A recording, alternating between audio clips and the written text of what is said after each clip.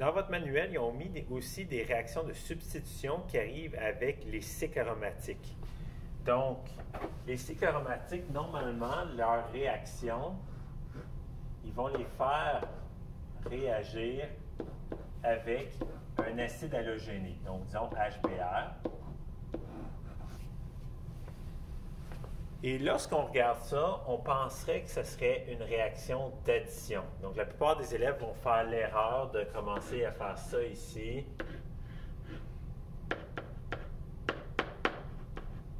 Puis là, faire le truc, j'efface deux liaisons, je forme deux liaisons. Et ils me disent que ça ici, c'est le produit. C'est une erreur. Il faut faire attention à ça ici parce que les liaisons doubles ici, rappelez-vous, qui tournent comme vraiment vite. Puis ça fait en sorte que la molécule elle est vraiment stable et qu'elle ne veut pas réagir. Donc, si je vous donne ces réactifs-là ici, il va tout le temps être accompagné par un catalyseur parce qu'il faut un catalyseur pour faire ça. Et ça va être plutôt une réaction de substitution. Donc, la réaction de substitution comme telle va être lorsqu'on échange un atome. Un atome qui va être échangé ici, j'ai pas mal juste la liaison carbone-hydrogène que je peux échanger. Si j'ai à faire cette différence d'électronégativité ici, ça serait positif, puis ça serait négatif. Ensuite ici, je me suis trompé, le réactif, ce serait plutôt du brome. Mais c'est le même principe. Il ne faut pas faire une réaction d'addition, il faudrait faire une substitution. Le catalyseur ici, ce qu'il va venir faire, c'est qu'il va venir donner une charge à un des deux bromes ici.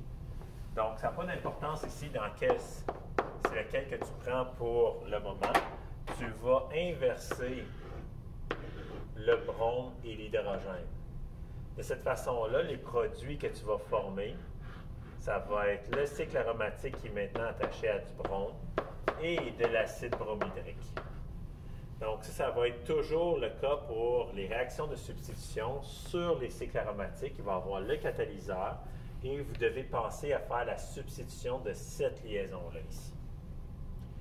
Maintenant, pour les réactions, les substitutions avec les alcools et les halogénures d'alkyle ou les haloalcanes. Les haloalcanes, donc si je fais un haloalcane ici, vont réagir avec une base, même si la base, c'est un composé ionique. Donc, par exemple, NaOH. Ici, comment faire l'échange? On va déterminer les petites charges. Donc, ici, le chlore est négatif, le carbone est positif.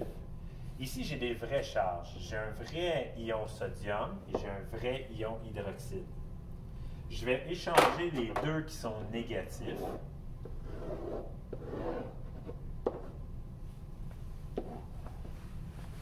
Ça va me donner ça ici.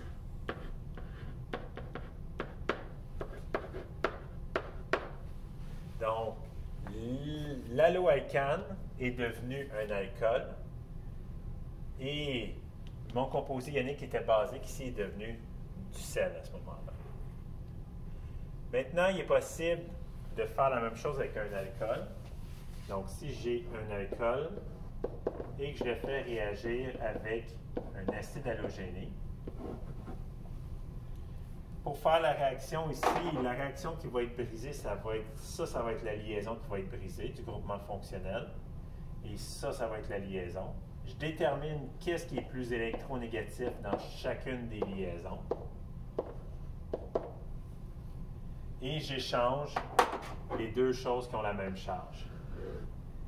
Dans ce cas-ci, je vais échanger les deux qui sont négatifs.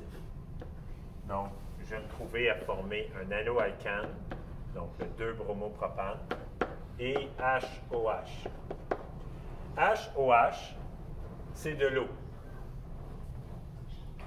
Donc, cette réaction-là, le produit de l'eau ici. Une réaction de substitution qui forme de l'eau, on va appeler ça une condensation. Juste faire attention, souvenez-vous, on a déjà vu une réaction qui forme de l'eau, la déshydratation. Mais la déshydratation, c'est une réaction de décomposition, d'élimination. Alors que la condensation, c'est plutôt une réaction de substitution qui forme de l'eau. Donc, faire attention.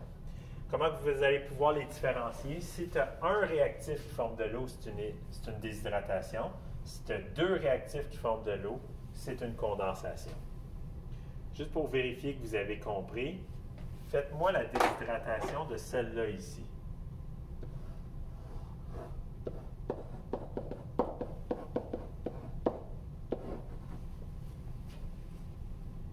Je vais profiter de cet exemple-là pour vous montrer l'autre méthode de faire des déplacements doubles, plutôt des réactions de substitution. Vous allez identifier les charges sur la liaison. Ensuite, je vais placer mon HCl pour que les charges aient avec la charge opposée.